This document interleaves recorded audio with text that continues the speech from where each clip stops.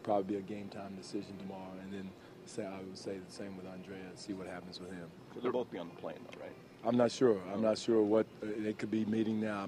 I don't want to give you false information, Michael. So I don't want to misspeak. The Raptors have had quite the relationship with the Celtics over the past few seasons. You've got like 9 guys that you're trying to acclimate to, like playing with them now. What have you done to prepare them, to tell them about the style that KG and that group bring? Well, Mikal knows. He played with them last year, so he knows. And most of the guys were here when we played against them early in the year.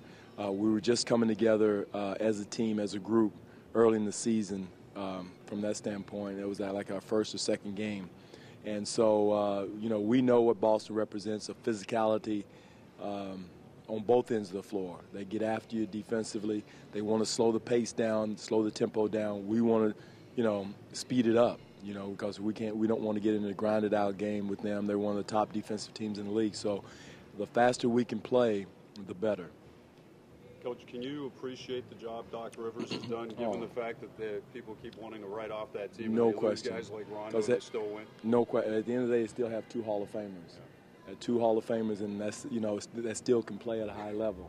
And I don't know how many All-Star teams they've made, so I don't lose that sight. And but Doc has done a heck of a job of holding them together, and Jason Terry has won a championship. So they still have some heck of a pieces that are still there to work around. But just to keep them together, keep them focused. Avery Bradley has done a heck of a job of stepping in and running the show for him in the absence of Rondo. But at the end of the day, I coach Kevin. I know Kevin. I know what he stands for. He is tough and as hard, and as his resolve is as good as anybody's in the league, and so is Paul. So we know what we're going up against tomorrow night. That's what we're trying to build here, is that type of toughness. Because that's what the Eastern Conference is about, and the team ahead of us is about, is that type of resolve and toughness, whether it's in a half-court game, full-court game, defensively, offensively, whatever it is, a physicality that we're trying to develop here, and that's where we're going. You've had 21 different starting lineups this season. Mm-hmm. We saw more of that against Cleveland more recently. Mm-hmm.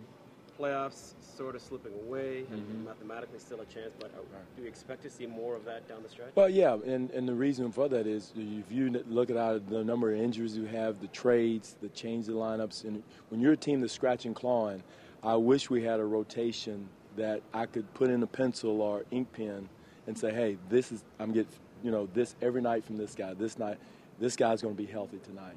So then you would have a healthy rotation and a stable rotation. Right now, where we are, where we're going, you're probably going to see different lineups. We want to get a good look at Terrence Ross, JV, whether they start or come off the bench, whatever we do with those guys.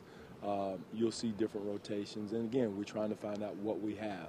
But, again, if we had, a stable situation where we've made 4 or 5 playoff runs, then, okay, we'll have a stable rotation. So, again, when you're growing and trying to develop, there's different things that come into play.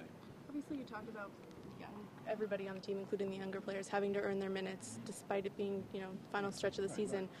Do you think it helps the younger guys to know that there's an opportunity there for them to be on the floor and stay there? No question. There's an opportunity for them to be there, but also, too, you got to do the right things. You can't come down and just, do willy-nilly things out of the scheme of things and expect to stay on the floor. Because now you're developing bad habits, and that's what we don't want to do, is develop bad habits. Again, they'll get 2 or 3 mistakes, but not multiple mistakes. And I'm not calling out JV, but that's what happened at the end of the Cleveland game. Multiple times he wasn't in position. He's supposed to be in pick and roll coverage, so we substitute him, and that's what we'll do. They're going to play, but it's going to be teaching, coaching, instead of just giving playing time. Because at the end of the day, we do them a disservice more so than leaving them out there and making mistakes and getting away with it. Coach, I don't imagine you're big on moral victories, but just the way the team has played lately, given the different lineups and guys banged up and so on, and as close as you guys were in some of those West Coast games, is it encouraging to at least see that there's a building block? Yeah, it is. It's a big picture. It is. You don't feel it right now. You don't see it right now. But I think we were 21-20 since the 4-17 start. And, again, if, coulda, woulda, shoulda. But again, going forward, I do see growth. You look at a growth of DeMar. Even though Ed Davis is not here, the growth he had in that process, the growth of all of our players is coming through. I see growth in Amir, even though JV's grown. Terrence Ross, he kind of has been up and down, but I saw the growth in him early, and now we got to get him back going again. So there's been growth, but again, there's no more victories in the NBA. You're still judged on your wins and losses at the end of the day. But I do see the process going forward.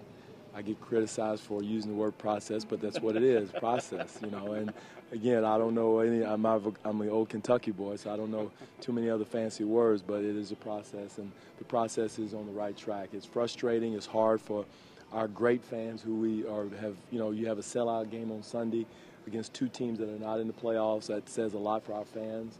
But, again, I think they do appreciate how hard our guys are playing, and that we played in the second half. And that's what I try to convey to our guys. The fans want to see hard work. Win, lose, or draw, they want to see hard work and then eventually turn it into wins. Just touching quickly again on the injuries to Bargnani and to Rudy Gay, you sort of look at their comebacks in a different light, knowing that playoffs aren't the objective right now? Well, yeah. I mean, the thing about it is a guy's health is far more important.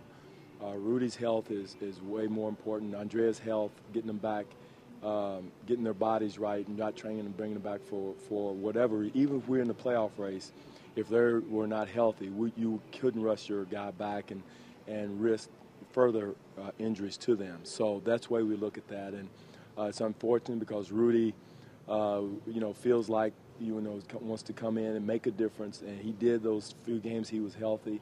But again, right when we could smell the playoffs is when his back started flaring up on him and going to Cleveland, Indiana, and Washington.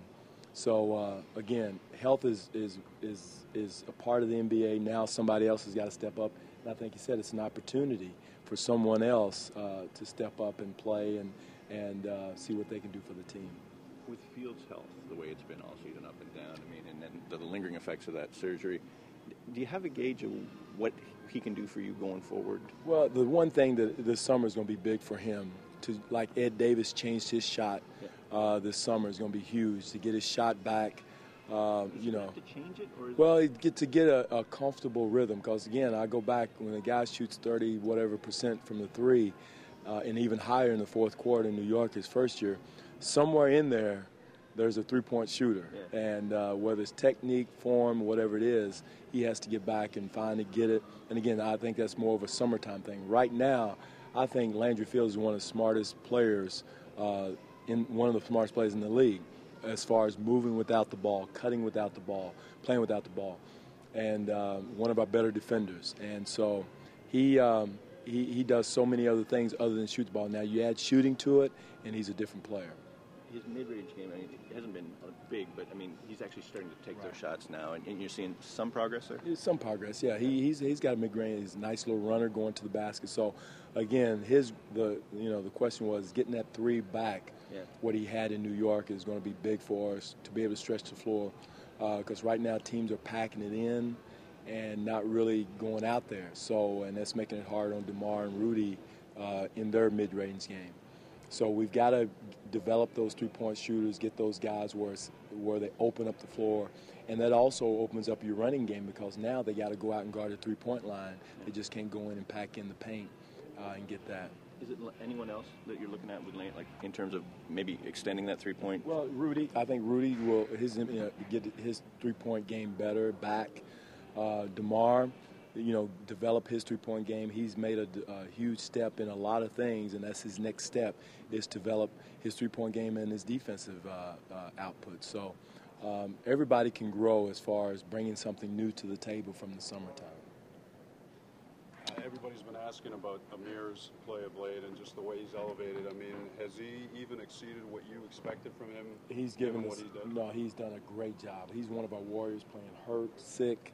Coming off, I remember one day he was so messed up with the flu, intestinal flu, and in the morning I didn't think he was going to play that night. He came out and had one of his better games. So he's a warrior, bad ankle, whatever it is. Amir Johnson's given this organization and our fans 110%. So he is one of my favorites, and I think he represents what you want as far as a guy playing hard, landing on the line every night, with being hurt, sick, whatever it is.